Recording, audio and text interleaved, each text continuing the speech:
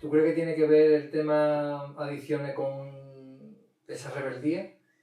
Hombre, Es un factor, ¿no? es un factor, la rebeldía es un factor. Pero el tema del alcohol a mí yo sí lo tengo ahora mismo muy centralizado, ¿no? ¿Cómo fue tu primer contacto con el Con alcohol? el alcohol, pues fue de lleno. Yo entré en un coma etílico con 13 años. La primera vez que yo probé el alcohol fue, me acuerdo perfectamente, en el cumpleaños de unos amigos. Se llenó una bañera entera de sangría y yo me bebí, creo que medio bañero de la sangría. ¿La primera vez que probaste el alcohol tuviste un coma etílico? Sí. Brutal. Sí. Yo empecé a ver... Viene por lo que estábamos hablando de si... Yo empecé a beber porque tenía muchos miedos, tenía muchas inseguridades y sobre todo lo que tenía era mucha necesidad de sentirme querida y sentirme parte de algo sin ser juzgada ni ser analizada. Yo ya en esa época sabía que era homosexual y claro, yo ya había sentido el rechazo de lo más importante en tu vida que puede ser tu madre y tu padre. Entonces, cuando tú sientes ese rechazo o esa negación, A ti misma. rechazo por parte de mi padre y negación por parte de mi madre. Entonces, si los seres que supuestamente tú más quieres y que supuestamente más te van a proteger y te van a querer bajo cualquier circunstancia, ya te sientas así, esa seguridad y esa, sobre todo esa autoestima, te la ves dañada de tal manera que vas creciendo en esa fragilidad, ¿no? Más en esa época de adolescencia en la que todo está por criarse, por morderarse. Entonces yo, la primera fiesta que fui, con tanta gente desconocida, la única manera que supe relacionarme era bebiendo. Y como no sabía todavía seguir comportándome, pues bebía y bebía. Y ahí fue mi primer contacto juntillero, que es como etílico, ¿no? Yo, Ana, intento entrar en tu historia de lleno y empatizar con tu infancia, ¿no? Y se me viene a la cabeza que, con lo que has comentado, ¿no? De una madre que pasa mucho tiempo fuera, un padre alcohólico, hija única, cómo gestiona sus emociones una niña con 11, 12, 10 años y eso de qué apoyos tenía, porque has comentado de tu prima, pero pasaba mucho tiempo sola y otra cosa es también si antes de ese coma etílico y antes de ese primer contacto con el consumo, si te habían ofrecido en alguna ocasión anteriormente algún tipo de consumo y tú que habías respondido ante eso. Vale, mira. El tema de gestionar los sentimientos me parece súper interesante porque, como os he comentado antes, no fue con mis primas solo. O sea, mi prima pasaba yo tiempo de familia, ¿no? Fíjate tú, la vida me ha enseñado no con la adolescencia, desde muy pequeña.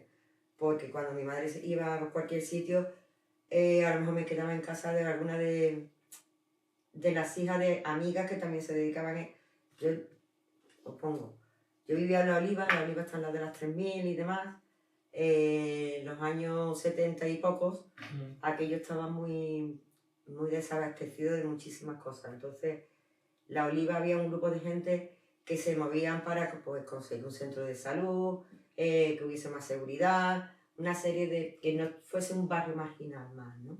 Intentando conseguir cosas. Eso evidentemente requería pues, mucho tiempo de gente dedicando para poder conseguir.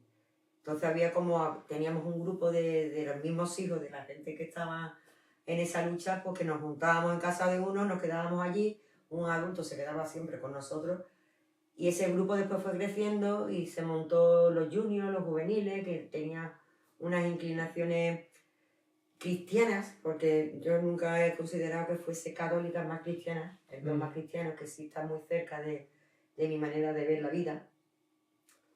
Ese Cristo pues, luchador, empático, solidario, humilde, con ganas de hacer por el prójimo y dar ejemplo con su vida, ¿no? Amor incondicional. Totalmente, totalmente. En esa época yo estaba muy muy segura de ese tipo de ideales. Entonces, gestionaba por ahí, pero sí es cierto que después sí he pasado mucho tiempo sola y a mí la música, por ejemplo, la guitarra, me he desahogado muchísimo, siempre me ha gustado escribir. Y ahí tenía yo mis grandes secretos, ¿no? En esos Ahí diarios. desahogabas tú, soltabas... Todo lo que no podía soltar, porque en la calle era, como ya he comentado antes, la calle era mirana diferente. Si a ti te gustaba el cine de terror, a mí me apasionaba. Si a ti te gustaba ir a la montaña, yo llevaba yendo a la montaña hace 7 años. Te conviertes también en una mentirosa compulsiva. Claro. Tienes que... Mientes para... porque encajar, exactamente. La máscara, ¿no? Esa máscara, por eso cuando empiezas tú a conocerte, yo siempre me comparo con una cebolla, ¿no? El ir quitándote todas esas capas que te has ido poniendo durante tantos años hasta llegar A ser tú misma. a ser tú, eso es un trabajo. Al origen, ¿no? Uf, eso es un trabajo.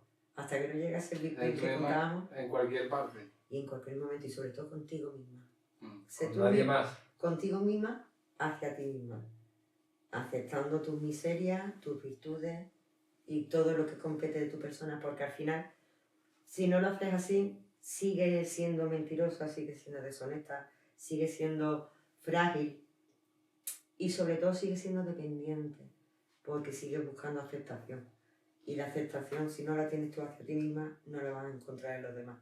Eso sí lo tengo claro. Ana, y volviendo al tema del coma tílico, Sí. después, los días después del coma tílico, ¿cómo fueron? ¿Qué... Sin importancia, porque además eso que, claro, te lo tomas como una gracia, ¿no? Estás hablando con 13 años que tenía yo, pues bueno, yo sí recuerdo que mi madre, pues fue una charla pero una charla no desde la preocupación al alcohol, sino yo creo que fue más por vergüenza, fíjate tú, ¿no?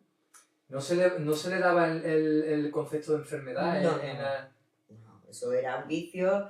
El alcohol como, coño, hasta mi homosexualidad, ¿no? Fíjate tú, eso sí se ha considerado una enfermedad en vez de, pues, una manera como te salga de los cojones, uy, perdón, del alma, amar a quien te dé la gana, ¿no?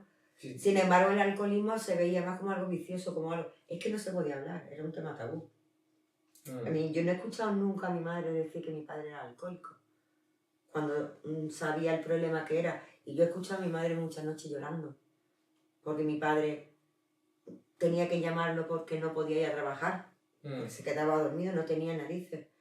Mi madre murió cuando yo tenía 16 años, y mi padre dejó de trabajar, porque no se podía levantar, no tenía ya a esa persona que le llamaba para ir a trabajar, y que le guardaba la espalda. Pero en mi casa nunca se ha hablado de alcoholismo. Mi padre se ha caído, se ha dado un golpe. ¿Era normal? No que fuera, no que no fuera, no. Que era normal ese estado de... Se le quitaba hierro y se desviaba por otro lado. No, es que no se podía hablar, es que eso era... ¿Tabú? Era tabú, es que era como una vergüenza. El que tú tuvieses un alcohólico en tu familia era una vergüenza. Un alcohólico, un drogadicto, una lesbiana, eso es una vergüenza. En esos años, hablar de esos temas era de tener como una tara, estaba señalado. Una persona discapacitada. Exactamente.